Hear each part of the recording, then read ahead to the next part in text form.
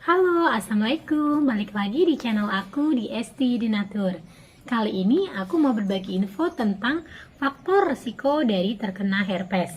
Yuk kita simak video lengkap berikut ini. Herpes dapat menyerang siapa saja dalam semua kelompok usia.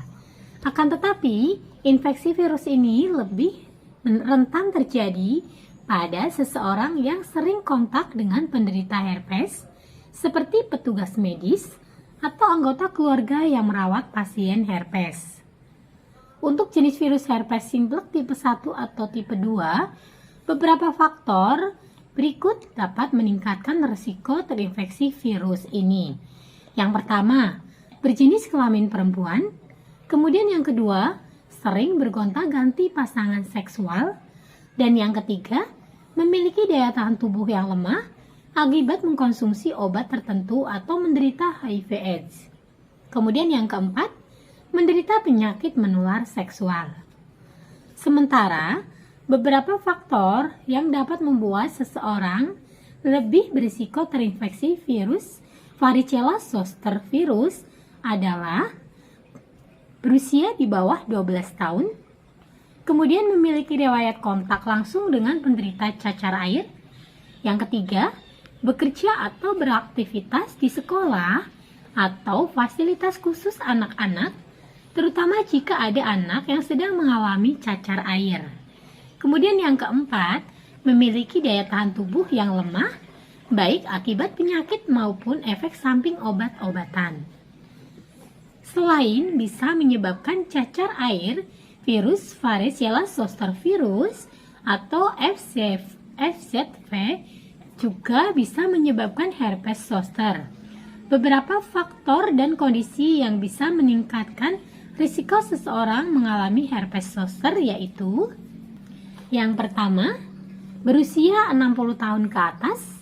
Yang kedua, memiliki riwayat cacar air sebelumnya. Kemudian yang ketiga, menderita penyakit yang dapat melemahkan sistem kekebalan tubuh seperti HIV/AIDS atau kanker. Kemudian yang keempat, sedang menjalani kemoterapi, radioterapi, atau menggunakan obat imunosupresan. Nah, sebenarnya apa sih gejala dari herpes? Infeksi herpes biasanya terjadi dalam beberapa tahap. Gejala atau keluhan yang bisa timbul pada tiap tahap dapat berbeda-beda, seperti dijelaskan saya untuk berikut ini. Yang pertama, stadium primer. Stadium primer terjadi pada hari kedua hingga ke-8 setelah infeksi herpes terjadi.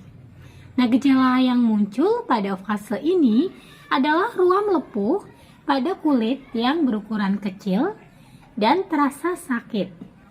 Ruam lepuh dapat pecah sehingga menimbulkan luka terbuka di area sekitar ruam lepuh, juga akan berwarna kemerahan. Kemudian yang kedua adalah stadium laten. Pada stadium ini, ruam lepuh dan luka yang sebelumnya muncul akan mereda.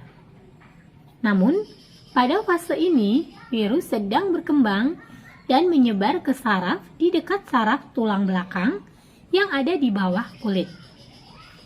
Kemudian yang ketiga adalah stadium peluruhan. Virus mulai berkembang biak pada ujung saraf organ tubuh. Jika ujung saraf yang terinfeksi terletak pada organ tubuh yang menghasilkan cairan, seperti testis atau vagina, maka virus herpes dapat terkandung dalam cairan tubuh seperti air mani dan lendir vagina. Biasanya pada fase ini penderita tidak mengeluhkan gejala khusus. Kemudian yang keempat adalah stadium rekurensi atau kemunculan kembali. Pada stadium ini, ruam lepuh pada kulit yang terjadi di stadium primer dapat muncul kembali, tetapi biasanya tidak separah lepuhan dan luka yang sebelumnya. Gejala lain yang bisa timbul pada stadium rekurensi ini adalah gatal, kemudian kesemutan, dan nyeri yang muncul di area infeksi pada stadium pertama. Seperti yang telah disebutkan sebelumnya, gejala atau keluhan saat terinfeksi virus herpes ini bisa bervariasi, tergantung pada fase yang sedang terjadi. Jenis virus yang menginfeksi serta daya tahan tubuh penderita. Yang pertama adalah demam, kemudian kelelahan, sakit kepala, kemudian nyeri otot, kemudian hilang nafsu makan, pembengkakan kelenjar getah bening. Nah, selanjutnya akan muncul gejala spesifik sesuai dengan jenis virus herpes yang menginfeksi dan lokasi atau bagian tubuh yang terinfeksi. Nah, bagi yang ingin mengatasi keluhan dari herpes dengan produk herbal dari Denatur Indonesia, memiliki produk herbal untuk membantu mengatasi keluhan tersebut. Nah, produknya ada apa saja sih? Ini ada 4 macam obat minum.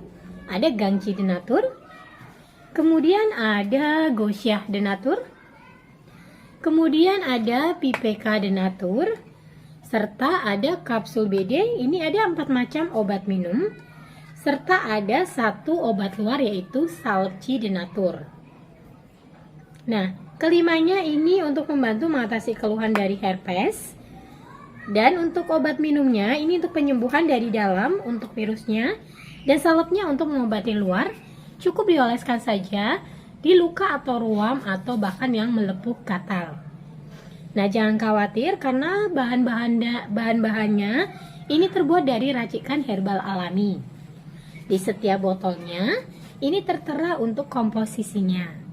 Dan produknya sendiri juga sudah terdaftar di BPOM, sudah ada izin Dinkesnya.